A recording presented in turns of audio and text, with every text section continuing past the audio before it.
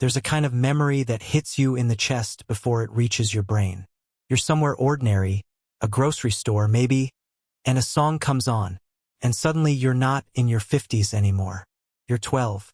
It's Saturday morning. The carpet is warm from a TV that's been running since 6 a.m. Nobody is coming to check on you. That was just life. If that landed somewhere, you're probably Gen X. Born between 1965 and 1980, this generation had a childhood so specific that younger people romanticize it and older ones don't quite recognize it. Here are 10 experiences that shaped you and the psychology underneath them. 1. Saturday morning cartoons. This wasn't streaming. Cartoons ran from 7 a.m. to noon. Then the networks just stopped. That scarcity manufactured anticipation in a way modern entertainment can't replicate.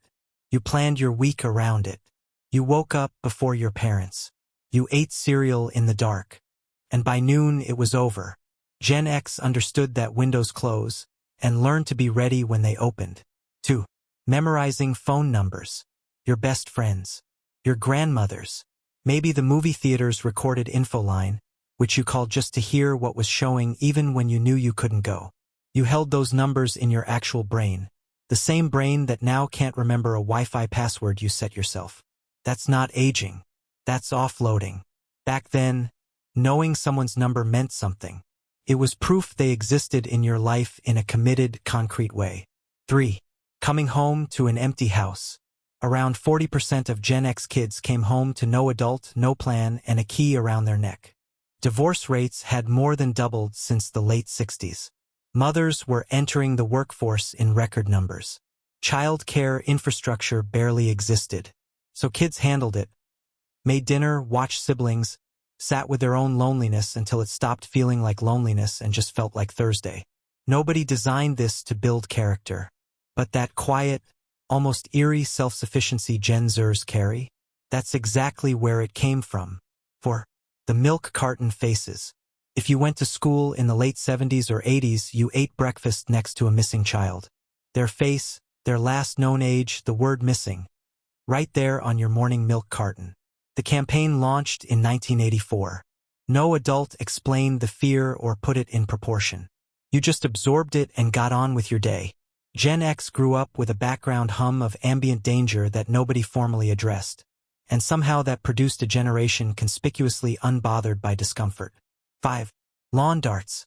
Metal-tipped projectiles. Thrown across a yard. By children. Barefoot. Unsupervised. Mainstream consumer product until 1988, when the U.S. Consumer Product Safety Commission banned them after thousands of injuries and several deaths. The fact that this generation survived its own toys is genuinely remarkable. 6. Encyclopedia Britannica as Google. You needed to know something, you had two options: the library or the encyclopedias on the shelf if your family had them. Those volumes were heavy, alphabetical, sometimes years out of date, and if the answer lived in a volume you didn't own, you were out of luck until the library opened. What that did, invisibly, was train a generation to sit with not knowing, to tolerate uncertainty, to accept that information had a cost in time and effort, and that the wait was just part of the process. 7. Recording songs off the radio. You heard something you loved. Your only shot at owning it was sitting next to a tape deck with your finger on the record button, waiting, sometimes for hours, for the DJ to play it again.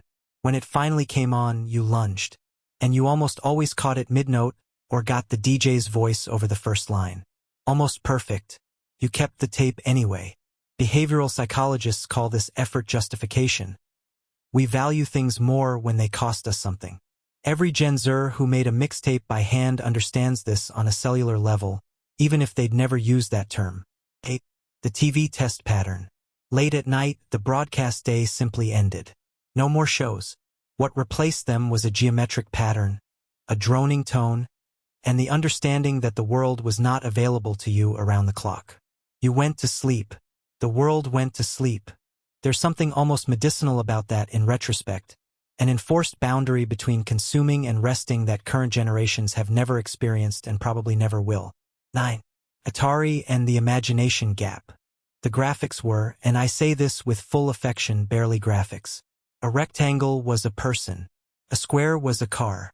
A shifting blob of pixels was apparently a dragon. And yet something extraordinary happened in that gap. Your brain filled in everything the screen couldn't provide. You invented the stakes. You narrated the world.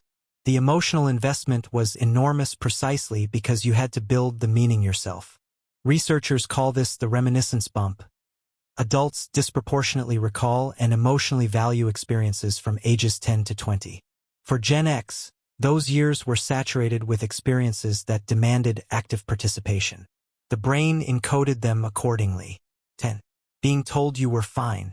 You fell off your bike. Get back on. Hard day at school. Here's dinner. You said something difficult and the adult in the room looked mildly uncomfortable and changed the subject. And somehow, sometimes bitterly, you learned to keep moving. Gen X is often called the most underparented generation in recent American history, and that usually lands as a criticism.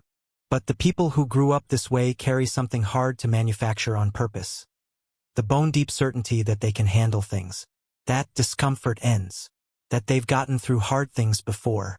There's a reason this nostalgia feels personal even when it's collective. The memories we carry from our formative years aren't just memories. They're the architecture of who we are. For Gen X, that architecture was built in empty houses on warm carpets, with a cassette tape queued up and a finger hovering over the record button.